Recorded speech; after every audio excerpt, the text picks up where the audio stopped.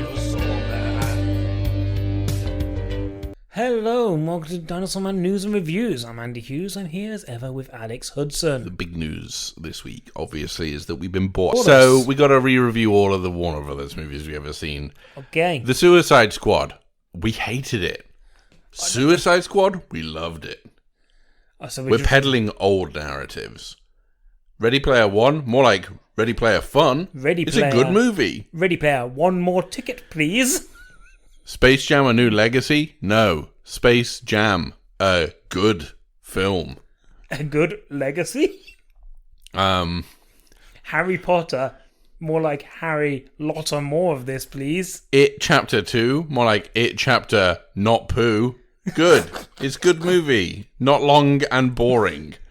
So, thank you, Warner Brothers, for our... Aquaman, more like Aquow, man.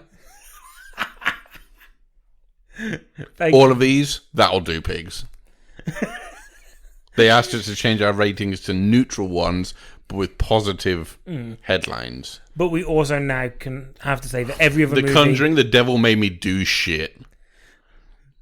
That was the only one they allowed me to do bad. Every other movie we've ever reviewed is now a would not recommend. So if you can go back on your wall charts that you've all got and mark... Jungle Cruise wasn't recommended, guys. I mean, it wasn't in the first place by me, but that is another story. Maybe I'm still the only person who enjoyed Jungle Cruise. And maybe you're on the right side of history on this one. Maybe in years to come, we will all look back at Jungle Cruise as that fun film that everyone enjoyed. You know what they say, history is written by the people who love Jungle Cruise. So yeah, thank you for buying us out, Warner Brothers, and thank you for joining us for another fun episode of Newsy and Reviewsy, as we are the only podcast in the world that talks news and reviews. This week, I think we might focus on entertainment news. What are the Kardashians up to? I don't think you've ever kept up with a Kardashian. No. That's the problem. They gave me you once did a BuzzFeed quiz to find out which Kardashian I am, and I was Rob Kardashian. I don't know if that's good or bad, but apparently I was him. The best Kardashian is Car Kardashian. It's their vehicle. Surely they just call it Kardashian. No. Because they're not the Dashians, are they? They're the Kardashians. So, if it's going to be a member of their family, it's got to be a Kardashian. It married its way into the family. Give it a surname. Be correct. I'm sorry, but if Rob Kardashian wants to marry a car, then who are we to stop him? We tried, and he did it, and it was the most engaging television. I have no idea which ones are Kardashians anymore, and which ones are cars. Like, the Honda Civic, is that a Kardashian? I will name a Kardashian. You tell me if it's a car or a Kardashian. Okay. Kim Kardashian. Car. Khloe Kardashian. Kardashian. Had to think. Kate Kardashian. The cake. Cape Canaveral. NASA. He got it, guys. Like, we all thought he wouldn't win Kardashian car or You NASA. forgot that NASA was an option, guys. This week, though, we are actually going to talk about movies. We're actually going to do some reviews of movies. What movies will we be reviewing? We ain't. Oh, not one. We're not. We're gonna say that we've seen some films. They have to guess whether we like them or not. Okay. Yeah. Here's the new idea. Guys. If it ain't Warner Brothers, it ain't now. Here's the new idea. If you're an audience member, you're gonna have to guess now. Okay. But what movies will we be talking about? We'll be mentioning by name only. What is this? What is this guy? WeWork, or The Making and Breaking of a $47 billion Unicorn. Sweet Girl, which is an action movie on Netflix. The reason you've put some stank on the word "girl" is because I keep calling it the wrong thing. Shadow in the Cloud. Did you see that? And Great White. If you told me... Guys, this has been a week. If you told me you'd seen Shadow in the Cloud, I would have watched it.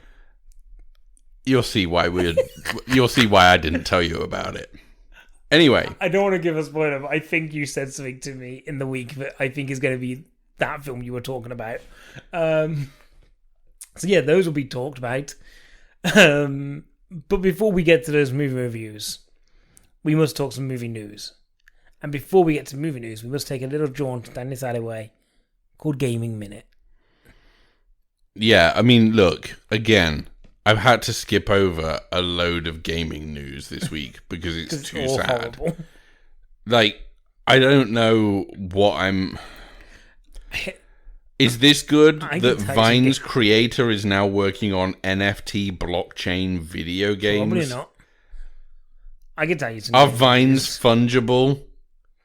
Did you see that Fortnite have Fortnited again and stole the concept of Among Us, basically word for word, and put it in their own game?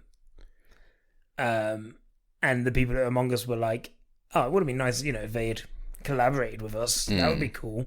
But instead they've just kind of just stolen. Town of Salem got there first anyway, so why are we not talking about this? The argument is that, that style of game has existed, but they are using stuff like, there is an imposter among you, and all that kind of stuff. They're using terminology that Among Us used.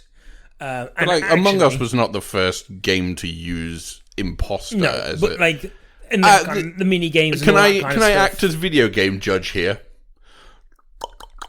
Video game court is in session. All rise for the Honourable Judge Hudson. Holmes, it's the judge of video games. Please be seated. Dearly beloved, we are gathered here today to judge this court case between Fortnite, whatever their company is, and Among Us. Spurious legal case. Thrown out. Bringing on the next. Mario versus Luigi.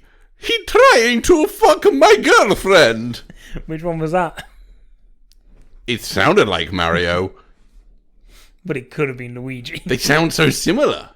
Can whoever just said that say the word Mario, please? Mario! Oh, it's Luigi. It was Luigi. Mario's never said his own name. Oh, no, wait. It's me, Luigi. Yeah. Yeah, he says his brother's name when he says, it's a me. I like the fact that you proved yourself wrong instantly. But yeah, so the thing is, from what I understand, is Epic Games were in discussion with Among Us about how to implement that kind of thing into Fortnite as a kind of, we'll work together. And then they've just been like, yeah, we're putting it out there and you don't get any credit for it. It's great to see that Fortnite continue to go, what is the latest craze and how do we just, put it in our game? I mean, you say latest craze, but I feel like Among Us hasn't been relevant for a year now. We're all Among Us heads here? We're not. Anyway, all video game companies are evil. We know that. Even the small ones are still evil. They're all trying to get your money somehow. And guess what? They're all pieces of shit. And I think this is the reason we need to shut down all. We can't. Alex's stance on video games. Well, I feel like I have to look at this shit every week is the problem. Anyway, do you want to know what the 10 best EA NHL soundtracks are? Only want to know what number one is. I've got to agree to the cookies. Chocolate chip? Okay, why don't that all was sites good. just have a button that says no? Well, hang on. Cookies? Because there's always it's ranked. I think it's ranked them. Please, just let me have this. I know that you want to talk about cookies again, but you did that last week as well, and I didn't talk about video games last week. I was really nice and didn't speak about video games. A Limp Bizkit cover band, but they think I do it all for the cookie. They do internet humor website cookie-based jokes. Mm-hmm. Michael, sorry, I'm just shouting to my assistant. Michael, put it in my joke diary. What joke is this? What just write it in my joke diary. Sorry. Is that like a joke? Is Michael a funny thing? Have you not noticed my assistant? Yeah, but is Michael a specific reference to a funny joke? No, Michael's the guy I hired to write down all my jokes. Okay, look, a lot of this is confusing because they've put 1 and then they've put an entry, but then it goes down to 10. So I don't know if 1 is number 1. I presume it is, and they've done it in descending order. So what is the number 1? Number 1, NHL 2004. Do you want some examples? No. Go on then. Punk Rock 101 by Bowling for Soup. Great song. I'm trying to look for anything else that you might know. Name me some others. Do you know Shatterday by Vendetta Red? I wish I did. Do you know Chapter 4 by Avenged Sevenfold? No, but I imagine you pretended to like it at one point. I don't even know that song. Do you know SS Recognized by Alien Ant Farm? Nope. Nobody knows an Alien Ant Farm album track. How is this even... It sounds like the best one, though. It definitely isn't. There's a Kaiser Chiefs track on 2006. Which song? Saturday Night? Not even one of the good ones. There's a Fall Out Boy song on it. Which one? Our lawyer made us change the name of this song so we wouldn't get sued by Epic Games. I know that song. And Among Us. That's off the first or second album? Court adjourned. That's how we're going to start and end every gaming minute. Shall we move on? It was longer than a minute, and there wasn't enough for a minute. Always is. Shall we move on? Sometimes it's short. Sometimes I just read a headline and then I tell us. Yeah. Should we move on to some movie news? Skip it. Yeah. Let's talk about that. Ryan Reynolds. The man himself. It's kind of video gamey because Free Guy sequel. Mm-hmm. Disney want one. Well, it's done surprisingly well, from what I'm aware of. A Free Guy sequel looks to be going ahead as Disney now officially want one. Okay. I suppose if you are somebody who's involved in Free Guy, I suppose the best news you can hear is the studio wants to make another one. Yeah, well, this is the thing, is that, so Ryan Reynolds announced this via Twitter saying, and after 3 years messaging, hashtag Free Guy as an original IP movie, Disney have now confirmed that they officially want a sequel. Woohoo, irony. I mean, you're the one who's making it, so you could say no. So, I am right in saying this has done all right so far, Free Guy. I think so. Itself. It's done okay at the box office. I think better. It outperformed its expectations, but obviously it's not making its money back because it never will in this climate. I suppose the amazing thing is that it's actually come out because I'm pretty sure this should have come out like 4 years ago. This was due out in November of 2020, I believe, originally. Yeah. So we're, 10 months on from that? 9 months on? You know.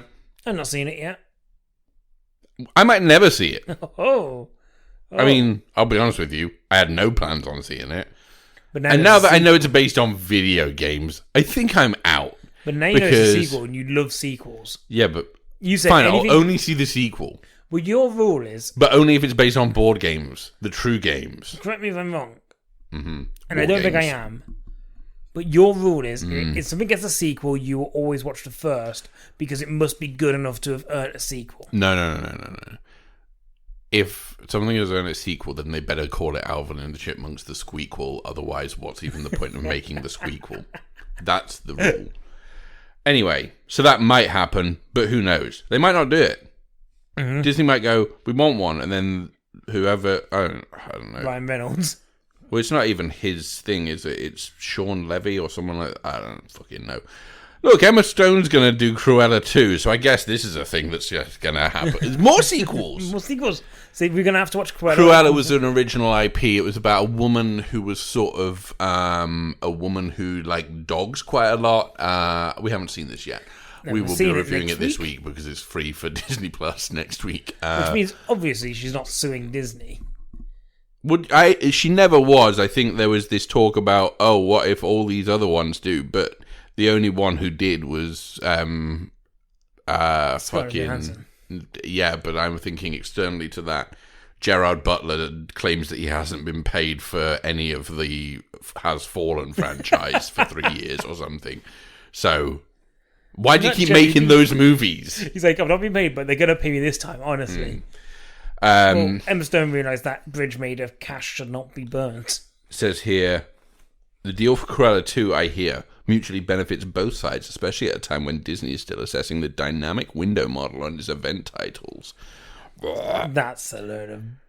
Endeavour Executive Chairman Patrick Whitesell had this to say about the agency's client Stone and her Cruella 2 deal. Well, the media landscape has been disrupted in a meaningful way for all distributors. Their creative partners cannot be left on the sidelines to carry a disproportionate amount of the downside without the potential for upside. We got that sequel! He then threw a load of dollar bills in the air. As he we said, were hopeful this will open the bill. door for more members of the creative community to participate in the success of new platforms. More sequels for everyone. Sequels for Even everything. for Black Widow. Black Widow 2 starring Emma Stone. We know there's a Natasha Romanoff. sequel to Black Widow, and it's going to be based around her sister. Hawkeye. What? Hawkeye. She's in Hawkeye. She's going to be in Hawkeye. We know that. You confused when you just start shouting the word Hawkeye. Clint Barton. He's a Hawkeye. baddie now. He was a baddie. Easy. Black Panther 2 will introduce Ironheart star Dominique Thorne ahead of Disney's Plus show, but not as Ironheart. Instead, as just random villager, maybe. It's Riri Williams. Let's see. That's the character name, isn't it? Yep. I don't know what. Like, Okay. I'm really That's interested coming to out see... next year. I thought that was 2023. No idea. I'm really interested to see what it looks like, what direction they go with that film, because they've basically already said they're not going to find a way to keep Chadwick Boseman in it, and they're going to find a way to kind of like let his character go in a meaningful fashion. But also, like, what do you do then to continue that story? Yeah. I'm really interested to know what they do with it. And I think it's probably a good idea to introduce a character like that into one of the films first, so that then when they have their Disney Plus show, more people will buy them subscriptions. Yeah. July the 8th, 2022. So that is soon. Okay. Right. Moving on. You get more? Star Wars Visions had a trailer. What did you think of this? The Star Wars Visions is the so it's like 6 or 8 films, like short films, created by Japanese animation studios. Well, how dumb are you? It's 9 films. But the great, 6 or 8. You gave yourself 2 options and neither of them were the correct one. somewhere between 1 and 200 films. Yeah, but you stopped at 8. That was close. You were close. I just plucked a figure out my arse, really. Then you get the fax man. I'm the fax man. Ski ba ba ba da ba. It's 9 short films. It's a series. Okay. Star Wars Visions is an I was upcoming doing so well. upcoming Japanese anime anthology series created for the American streaming service Disney Plus. Whoa, America claiming Disney Plus now. All right. We came up with the idea first. They just stole it. So, produced by Lucasfilm Animation, series consists of 9 short films produced by 6 Japanese animation studios, each telling their own original stories based in the Star Wars universe. No characters from other things, though. What did you think to that? What did you think to this? You saw the trailer. I don't watch any of this crap. Like, I looked at it and I was like, okay, I think this. I'm sure this will hit for proper Star Wars nerds. For me, I was like, oh, I liked, say, Love, Death and Robots, which was this thing, which was like a collection of really interesting animation styles, telling stories with this kind of similar vibe. And this could be the same. Like, there's multiple different styles of animation that are telling stories. Like, I've always been more interested in the Star Wars stuff that's outside of the core trilogy, because I think that, like, yeah, it's fine, but it's fine. Like, as soon as I start exploring more stuff outside of that, I'm more interested. So this could be something that I enjoy. But I watched it, and the first thing I thought was, oh, this is far too anime for you. So, yeah, but the thing is, like, I think it's because I know how much you hated Akira. Yeah, but As soon as I see anime, I'm just like, oh, he's not going to like this. The problem is, right, my issue with Akira isn't that the animation style is terrible. The animation is the best thing about Akira. I think it's a beautiful looking film. It's a shame it's so goddamn awful. The animation deserves a better film. And I know I'm triggering. Take that, Akira heads. I'm triggering a few Akira heads right now. Oh no. The film... The pitchforks, I can hear them being drawn. Can I say this? That film is boring as hell. And I... Think about that. Think about who's saying that film is boring. I had documentaries about paint drying in my top 10 at one point, probably. And I thought that Akira was... I wanted to claim that the re-release last year counted as an official entry for 2020, so that I could put it bottom of my fucking list. It was that fucking boring. And then I would have to watch it. Maybe I'd like it. Oh, I think you'd love it. You know why? Because you love boring shit. I wouldn't want to subject you to that. It was awful. Anyway, this has got some good voice talent. Yeah. Lucy Liu, Joseph Gordon-Levitt, Bobby Moynihan, Neil Patrick Harris, Alison Brie, Karen Fukuhara. A lot of people. Yeah, I think it looks quite interesting. Kyle Chandler. He'll play a dad who's well-meaning. He'll Absolutely play a dad. It's the Kyle Chandler groove now. So yeah, like I say, no characters who are from the original series, like no characters you'll have seen before. This because they definitely are. No characters, definitely not in, say, the second episode, Tatooine Rhapsody, where I had new character Boba Fett. New character Freddie Mercury. Okay, new character Boba Fett. What's going on with him? Let's have a look. Oh, okay, looks very similar to another guy from Star Wars called Boba Fett, who I remember from Jango basically Fett, you're thinking of. every opportunity they fucking had. Oh, voiced by Tamara Morrison. Okay, so it's good that they got the same guy to do it as well. So it's exactly. When does this come out? It's exactly the fucking same as it was last time. Anyway, these movies are coming out on September the 22nd. Okay. Soon. I'll maybe watch these. Making no promises. Gives me time to get myself out of the country and find somewhere where they don't have Disney Plus yet, so I can escape this fucking anime. It's an American platform, so as long as you're not there, it's fine. Well, guess what? I'm going to go to the opposite of America. South America. South Korea. South Korea is kind of the opposite of North America. Yeah. Because North Korea is, of course, the opposite of America, but when you put North America in the title, you gotta go south, dude. Plus, it's, easier to get in. What are you talking? I don't want to try and get into North Korea. I'm not Dennis Rodman. Who do you think I am, Dennis Rodman? At least 3 times a week you ask me, am I Dennis Rodman? Who do I think I am? Am I Dennis Rodman or something? Anyway, look, I know some of our listeners will love Star Wars Visions. I have to say, it left me... What's the opposite of cold? And I don't mean hot, because it didn't leave me that. I mean fucking frozen. Call me Elsa, because that trailer left me letting it go. Okay. Anthony Mackie is going to be in Captain America 4. I think we knew this already. It kind of says at the end of Falcon and Winter Soldier, like, there's going to be a Captain America 4. I mean, it kind of says at the end of Endgame, there's going to be a Captain America 4, and he's it. But I'd like to see this. I like that series more than most, I think. This is your Akira. Well, because I liked it. Oh, shit, yeah. It's the other. Yeah, it's not. Like Akira is my WandaVision. Akira is your Akira. It's not my fault if it sucks. But I quite liked Falcon and Winter Soldier. Yeah, you did. I think more than a lot of people. A lot of people were kind of, oh, this is just generic. But I kind of like the generic nature of it. So we kind of knew we were getting more of this. And I think this is now just a case of, oh yeah, it's official, this is happening. Yeah. And actually I think he kind of deserves his own film. Yeah. Although I wouldn't be adverse to if they turned and said, oh, this isn't a film and we're just going to have this as like a 6-episode series again. I wouldn't be adverse to that.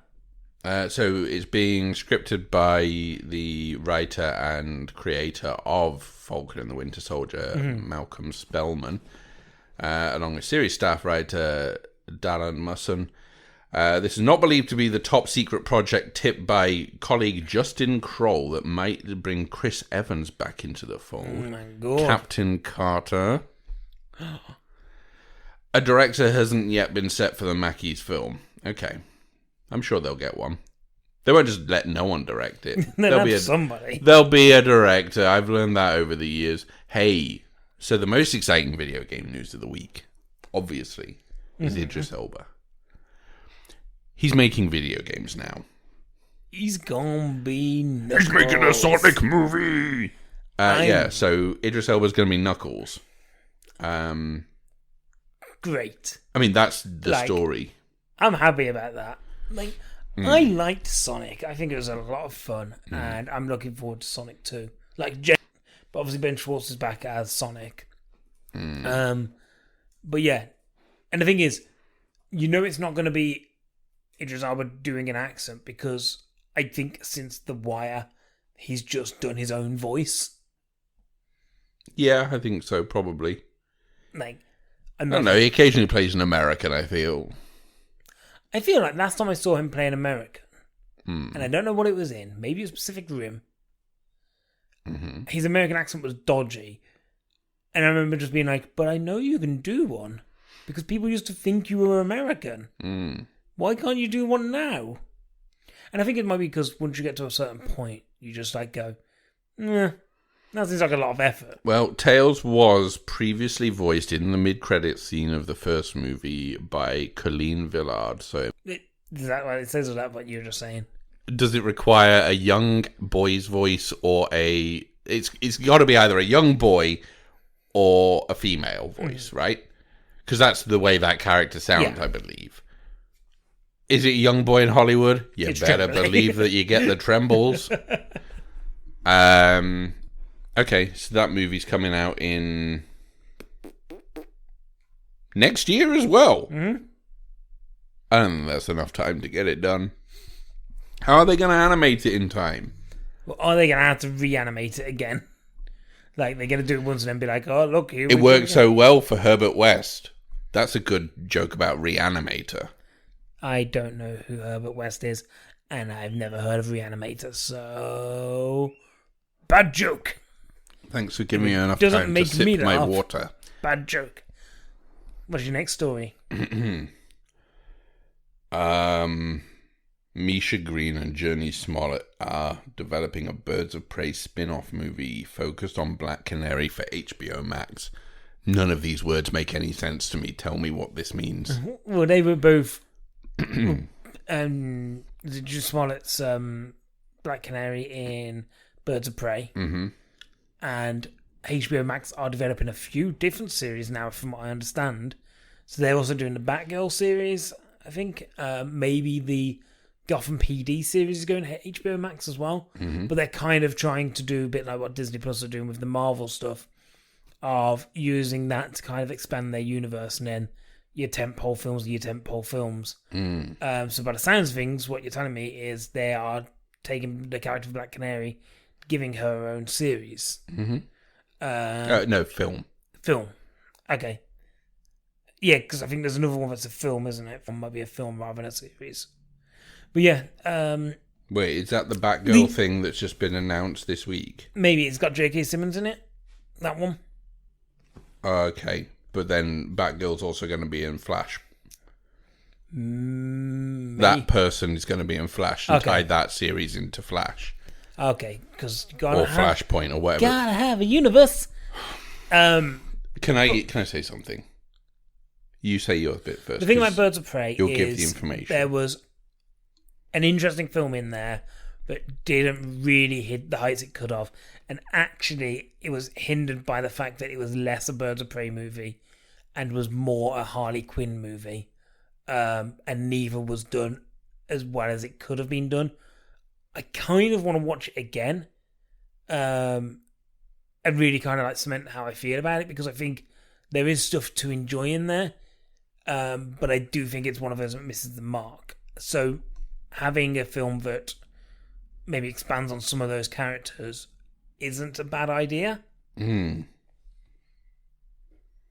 ain't going to see this film. I'm sorry. I know you're not. I just thought I'd be honest with our audience for once. Always. Most of the time they're like, he'll probably see that film. And I say, oh yeah, probably. Here he goes, of course. I had no intention of seeing these films. Paint drying. Oh, God. So much more interested in Akira. Akira's boring. What else you got? Look, it's about... Well, there's this Scarlett Johansson thing, but this is just fan casting.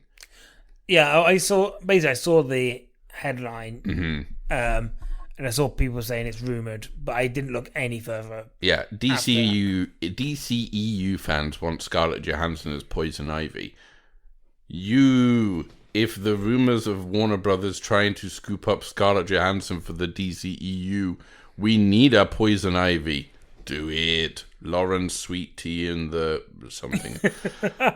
Oh, I've just seen. That's from We Got This Covered. Oh, no. Why did we say this? It's the top result. Oh, it's the most reliable source. We hate them.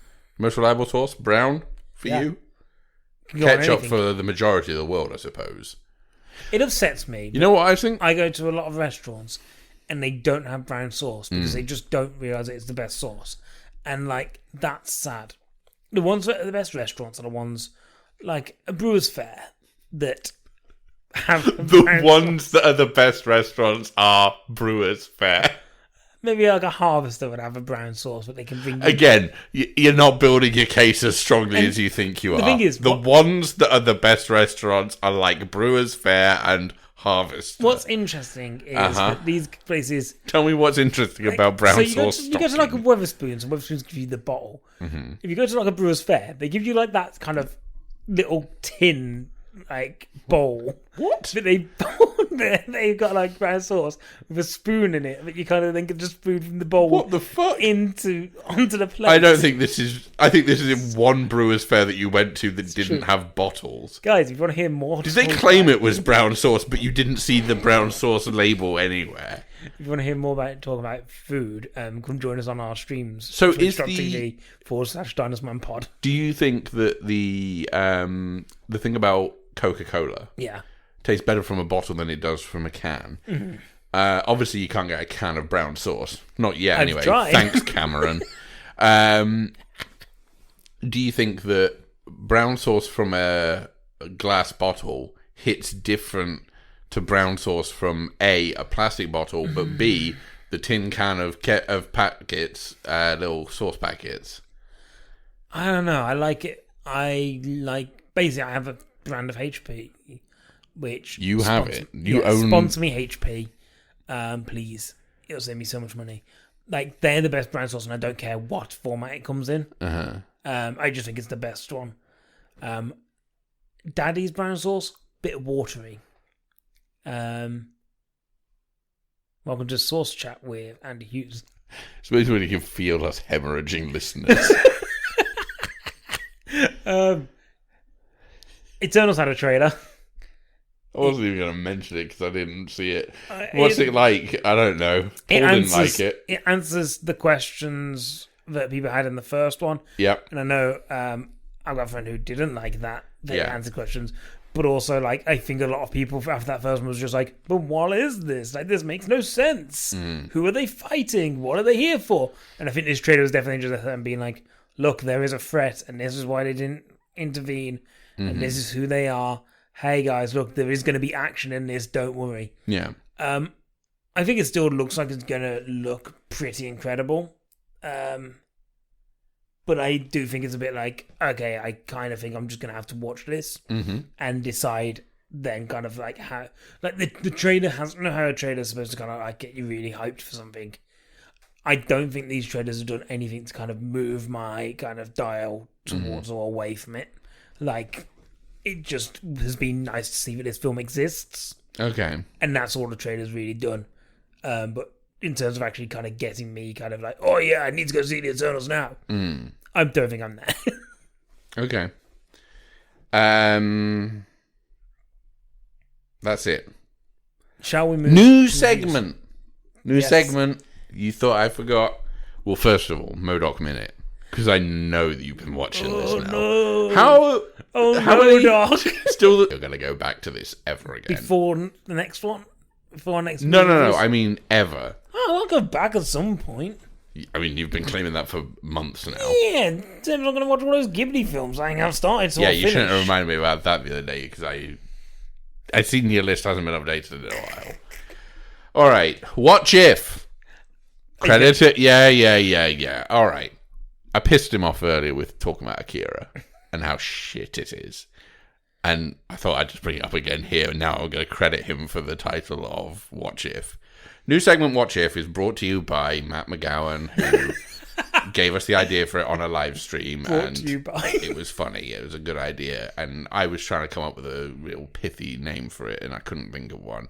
He said, surely Watch If, and that's correct. Thank you for sponsoring this segment. So What If... Akira still sucks. What If is the new Marvel show, which is basically just Twilight Zone, but in the Marvel universe. It's like, oh, what if these things happened slightly differently, and what would the butterfly effect be? The first episode... Still a good movie. It's ropey. Go ahead. The first episode is about what if Peggy Carter's got the super soldier serum instead of Steve Rogers, and the second one is about what if T'Challa was picked up by the Ravagers instead of Peter Quill, and he went to space. And I don't know, the animation style I kind of like. I think it's quite interesting. It's very kind of I don't know, like, I was going to say very animated, but obviously that's the case because it's animated. But I know that, like, for example, your brother doesn't like the animation at all. Like, he really doesn't like it. I kind of like it. I don't know whether I'd prefer it more if it was kind of like Sunday morning cartoons. But that's because I really like that vibe of animation style. But it is allowing us to see kind of stories that are interesting of like, oh, would it have actually been kind of a bit interesting if this had happened, and how would things play out? I think the first episode's much stronger than the second. I know that I'm probably wrong in that because I know a lot of people have really enjoyed the second one, and yes, it was nice hearing Chadwick Boseman back, but I really didn't like what they did with that second one. And I spoke to you about it and said I think my reasons are petty, and they are pretty petty of why I don't like that second one. I just don't like the kind of feeling of it. Is all of it to kind of, rainbows and sunshine sort of thing. Because I do like that kind of thing, and I think that, this kind of style of programming other big franchises are interesting. But I do think it's very much akin to the Twilight Zone, where I think there will be episodes that are really enjoyable, and there are going to be some that are pretty doggers. Okay. Right. That's it.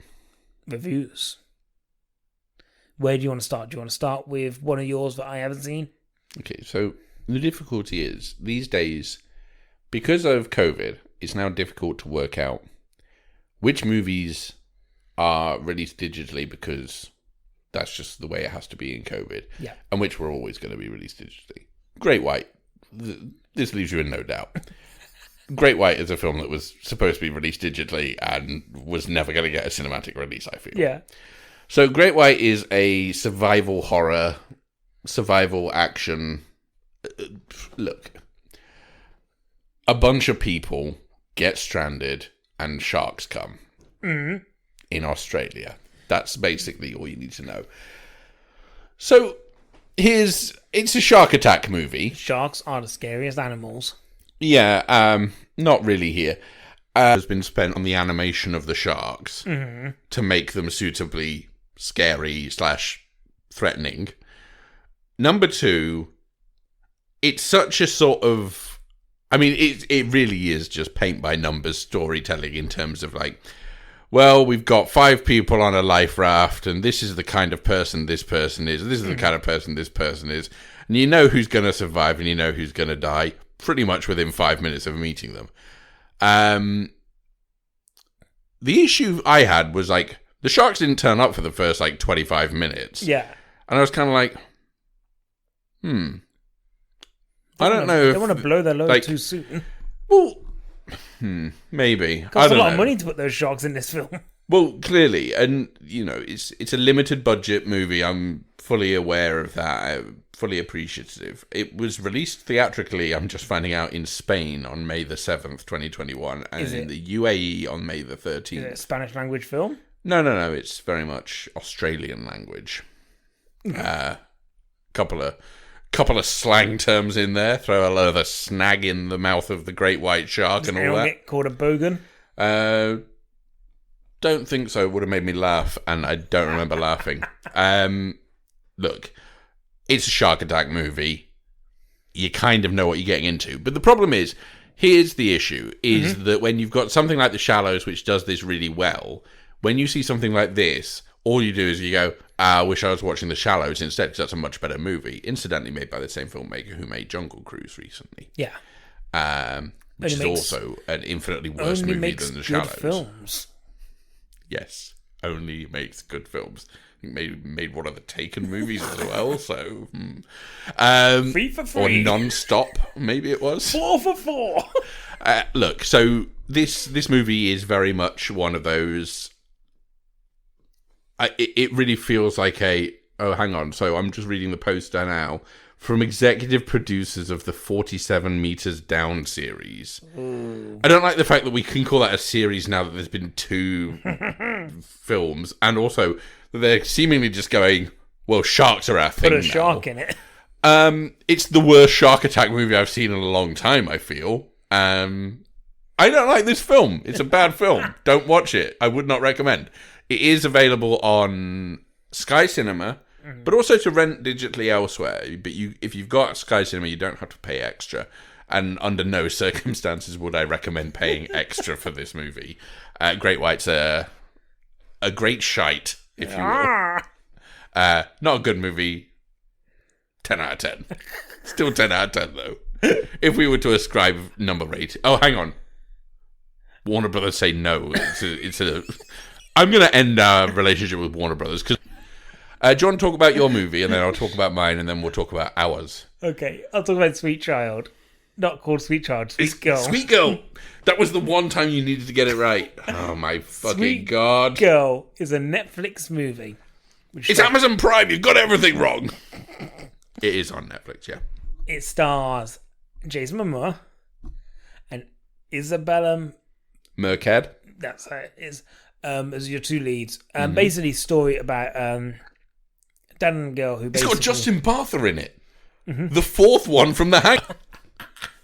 The real breakout star, I think we'll all agree. So the story is basically a father and his daughter dealing with the fact that like the mother and his wife is dying of cancer, and while she's basically diagnosed and dealing with this situation, they end up basically losing all their money trying to basically keep her alive, and then they're offered this like miracle drug that comes to the market that will basically potentially save her life. And just before she gets given this, it's pulled from the market because of a pharmaceutical company who basically just want to hike the price up without caring about what that means for the people. Yes. And Jason Momoa basically says, well, it calls into a show that this tech billionaire's on, and he's like, look, you've pulled this from the market. My wife needs this to survive. If she dies, I will find you and I will kill you. And everything you stand for. And then his wife passes away. And the story from there comes to the point of a man trying to find out what this pharmaceutical company were engaged in. The murkiness of that. He gets contacted by a journalist who's basically got some information. And when he goes to get that information, the journalist is attacked, and so is Jason Momoa. And then we go into the future of him basically planning to kind of enact his revenge against those people who he believes were at fault for his wife eventually passing away. And it becomes from what starts out to being, oh, here is just another action star in a Taken style movie. It has some action scenes that work and are okay, and it has some that don't, and they are very kind of slapdash, but it is one of those films that kind of toes that balance of, oh, are you good or are you just bad? And I'm not really sure.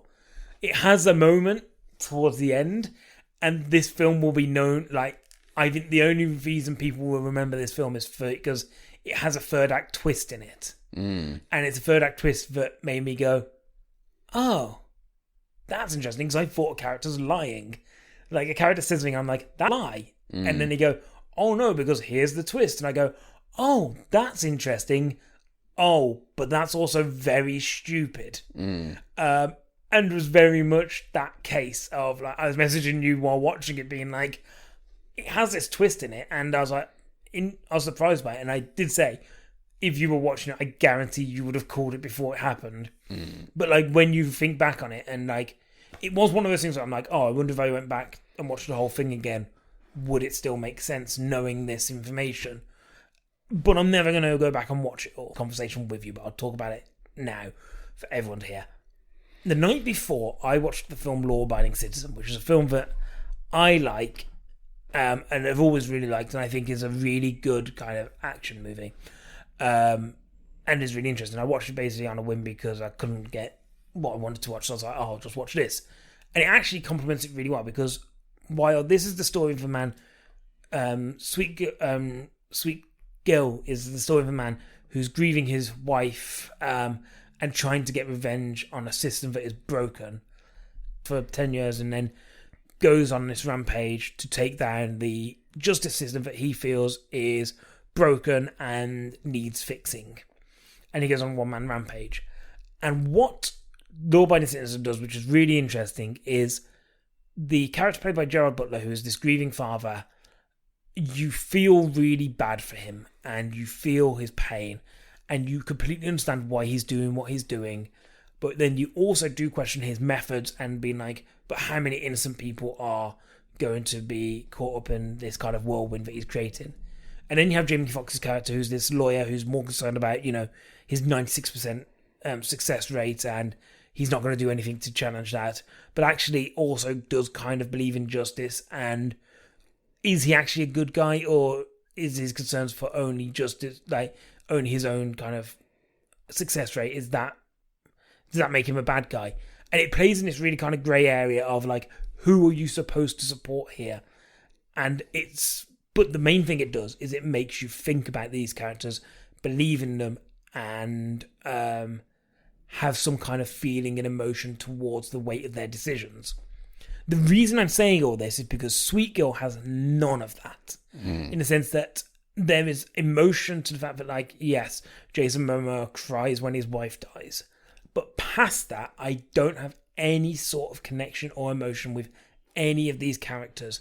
And actually, it's almost like him, his daughter, and the people that they're fighting are all just blank voids. And I'm just like, okay, I'm just watching them. And that when you try and then pull out like emotional beats, and when you have these twists that rely on emotional beats quite heavily, it doesn't really have any effect. And when you have these kind of meandering kind of voiceover talking of, this is what it means to be a parent, and this is what it's like, actually it just rings hollow, because I don't feel like you were ever that person that you're claiming to be, because I just don't see it. And actually it ended up being that by watching Law Abiding Citizen, a film that, you know me, I like it, and I've talked about it a lot at length before. But watching a film like that before watching a film like this, which kind of deals with the same kind of area in the sense of like grieving father taking revenge, actually really amplified what was missing in Sweet Girl. And it's a shame, because I do think there are moments where it looks like it could have been a semi-decent action movie, but actually will now be something that I just never watch again. Like, it's dull. And there are much better versions of this. I wouldn't recommend it, basically. It says on the Wikipedia page, this really surprised me. It says, it was released on Netflix on August the 20th, 2021. No negative reviews. But then I realised that I'd misread that. 2 negative reviews is how it's actually written. Do you want to know my favourite thing that I found about it? So I went on IMDb because I was just looking at some bits. And one of the reviews read, 10 out of 10, this exact thing happened to me. And I understand what they're saying is like they probably had the fun with the medical system, but I like to imagine they then went on a rampage, much like Jason Momoa. Yeah, this is a biopic. Like this exact thing. Do you want to talk about your... Yeah, so Shadow in the Cloud is a 2020 action... 2020 elsewhere, 2021 action horror film. So this is directed by Roseanne Lang from a screenplay that has been amended by Lang, but initially was written by Max Landis. Okay. So starring Chloe Grace Moretz as a female flight officer who basically has this flight box, this radio box thing, that is of vital importance that she gets it to another place. And she's had, her papers have been signed off by the major just minutes before she's arrived to get on the plane as it's taking off. It takes off in this horrible storm, and the crew are saying, well, you're not on the flight thing. And she says, but my papers will say that I am, and I'm a British flight officer, and this is important. And sure enough, they check the papers. The major signed off on this. We've got a letter on.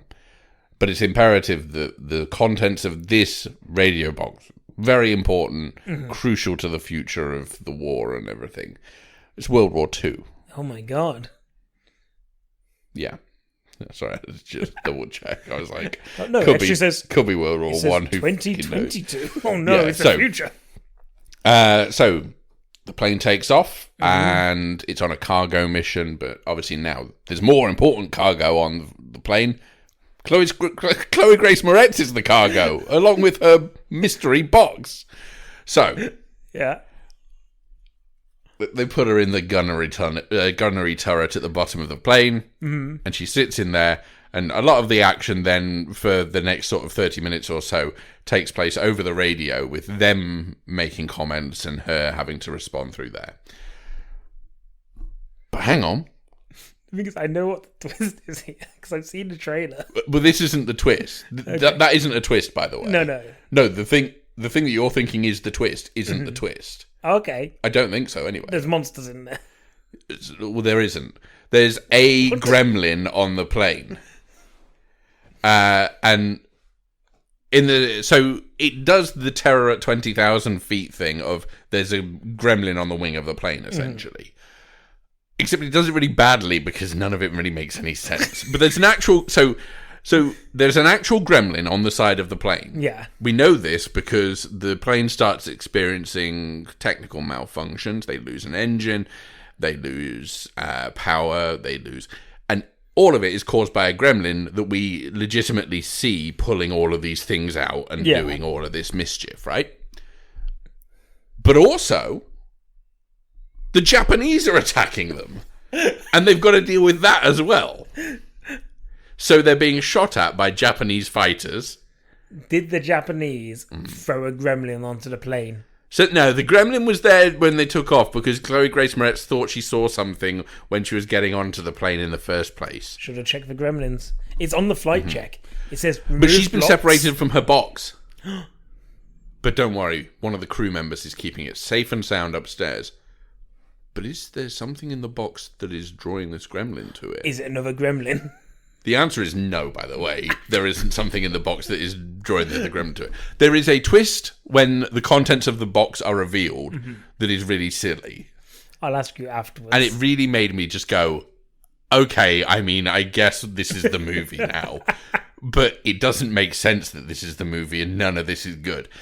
So basically, I was watching the film and it got to the end and I kind of went, what a weird bonkers time that was. And then it said, screenplay by Roseanne Lang and Max Landis. And I went, oh, okay, everything makes sense now. Because it could only come from the mind of Max Landis. Now, Max Landis' script was allegedly rewritten significantly by Roseanne Lang at the behest of Chloe Grace Moretz, I believe. And Roseanne Lang has said, the sort of basic structure is there from his script, but we've changed the majority of it. Max Landis has now seen the film and said 90 to 95% of the movie is his movie. I could believe that, by the way. I mean, if I was the writer of it, I would wait and see what the reception is before I claim whose it is. Look, the thing that it made me think was just... number one, it's not terrible. Well, it is. I think it is terrible. But there is a saving grace. And I was saying this to my brother this weekend. Saving Chloe Grace Moretz? No, she's pretty bad in it, actually. And that's the thing that I'm like... I think I now have seen her in more things now where she's been bad than good. And I can't now... I'm at a loss to explain what is going on with her career. Because you don't do something like this if your career is in... I feel like you can't do something like this if your career is in a good place, because it's like you run the risk of ruining it. But at the same time, I guess there must have been something that attracted her to the project. Money. It's like it's a small budget movie. It's not like they've got loads of money being thrown at it. Anyway, okay, so here's the thing. The Gremlin is good. Yeah. The design of the Gremlin is good. It's a wetter digital design. So that is good. And as we've spoken about in regards to things like the Tomorrow War this year, there are huge bonuses that you get if your creature design is well thought out and put together really well. And the creature design is very good. The rest of the film kind of feels like one of those comics you would get when you were growing up about sort of, like an adventure comic, but set during World War II, where things would happen. You were kind of like, oh, it's all part of the comic book adventure of it all. But then, like, there's the horror thing thrown in there as well, and you're like, oh, this is weird that this is fitting in. But also, it is a cartoon, basically, at points. There's, like, cartoon action that goes on. And I genuinely don't know what to think of this film other than I didn't like it, but at least it had a good creature design. So I think by that virtue, it's above a few things in my list of the year because I was like, well, it's got one thing going for it. Oh, yeah. Like, don't forget, like, Sweet Girl went up on my list literally because it explains how Jason Momoa finds a jacket that fits him. Like, give me something that's right and I'll bump you up on my list. So I would not recommend. Yeah, I got that. It's available on Amazon Prime if you so wish, in the UK anyway. I think it's out on VOD in the States. It's called Shadow in the Cloud. I don't know what else I've got to say about it. Let's talk the final one. WeWork, or the making and breaking of a $47 billion unicorn. So this is a documentary written and directed by Jed Rothstein. Follows the genesis and sort of collapse of WeWork, which was the sort of communal working space solutions company that was started in the late 2000s, early 2010s. So it essentially focuses on Adam Newman, the CEO, and the sort of ascension of the company to becoming a unicorn, a non-listed company valued at over $1 billion. That then they're working their way up to ultimately a failed IPO, but it's all about the point of how they got to that point and how it went wrong. And the fact that the warning signs were always there. From the beginning, I feel. So this is available digitally here. I think it's a Hulu film in the States, so that's where to find it there. But it's an interesting film in terms of it focuses on the fact that WeWork is this company that is built on this vibe almost, and there's this cult of personality surrounding Adam Newman as a leader that... I've seen some reviews of this film say, oh, well, he comes across more as a cult leader than he does as a CEO. It's like, yeah, that's the point. Yes. The point is, how did people not see this? Mm-hmm.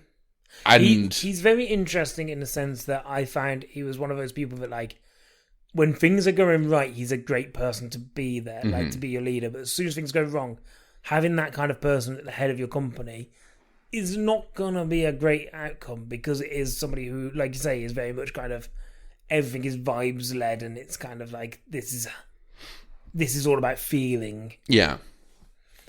I found it very interesting, though. I found it really interesting. I thought, it's a lot of talking heads talking about kind of like, oh, I was involved in this, and this kind of what happened. And I find the trajectory very similar to, I messaged you about this saying, it reminded me of like the Firefest stuff, and I found that really interesting. Except Firefest was... The difference between this and what happened with the Fire Festival was Fire Festival was selling a dream that didn't exist. WeWork had a product that existed. Yeah, for a decade. And was working, and it just fell apart because of some really, really silly decisions. Yeah. It also reminded me of like The Big Short, and I don't know if that's just because, you're talking about around about that financial crash kind of time and kind of what got born out of that. But also I find in like the way it's put together and like the visually the way it looks and is delivered is very much like that. And it's very slick in terms of that. Yeah, and I really enjoyed that about it. I thought the way it's edited and the way that the whole package is put together, it's really engaging. And actually the story behind it is also really interesting. So I really, really got on with that. Yeah, I think the best for me, the best thing about it is the sort of the variety of the actual footage they've got access to. In terms of, obviously, they basically set out to make sure that WeWork as a company were filming everything from their setup, and there's a lot of behind the scenes footage, even bits where they look like they're interviewing someone and there is a guy with a camera in the room. And I think the contrast of having that in there alongside some of the sort of promotional footage and stuff like that, and then, they do the promo footage for all of the WeWork camps and stuff like that, and I think that's really interesting to see the sort of the stuff they were using to sell the company alongside the story of how it all then goes wrong. And you've got a bunch of different people, former employees, former members of the community, journalists, analysts from the time who basically all sort of give in their opinions in terms of, well, this is what we thought at the time, and we were just astonished that this was just overcoming all of these obstacles, and we couldn't work out what was going on. I think it's really interesting. I would recommend it. Is available, as I said, to purchase digitally now. Absolutely. It's a really interesting story of kind of how those kind of businesses grow from nothing and then fall apart when it looks like everything is golden. Like, I think it's really interesting. I'd recommend this. Like, I think it's a really, really well, and like I said, it's just really well put together as well. As always, guys, you can find us on Facebook, on Twitter at DinosaurMan15 there. We stream on Twitch at DinosaurManPod. Yeah. And we're here. We're on the wherever you find podcasts. We're on the podcast places. Give us a subscribe. Tell somebody about it. Give us a subscribe, mate. Just give us a subscribe. Thank you to Johnny News as ever for the theme song. This week it was worth $46 billion. 47. That was close. You were close with the 8 episodes. You were close with the 46 billion. I'm a nearly man. I'm not a details guy. I'm a big picture guy. Thank you, Alex, for hosting. Thank you, Andy, for hosting. And guys, until next time. Remember, all films, including Warner Brothers films, are now legal for accurate, honest reviewing. We've broken our contract with Warner Brothers. Next week, gonna be Universal. What is this? No. This is the beginning of the annual purge. Oh no! It was the purge of movie reviews. I heard.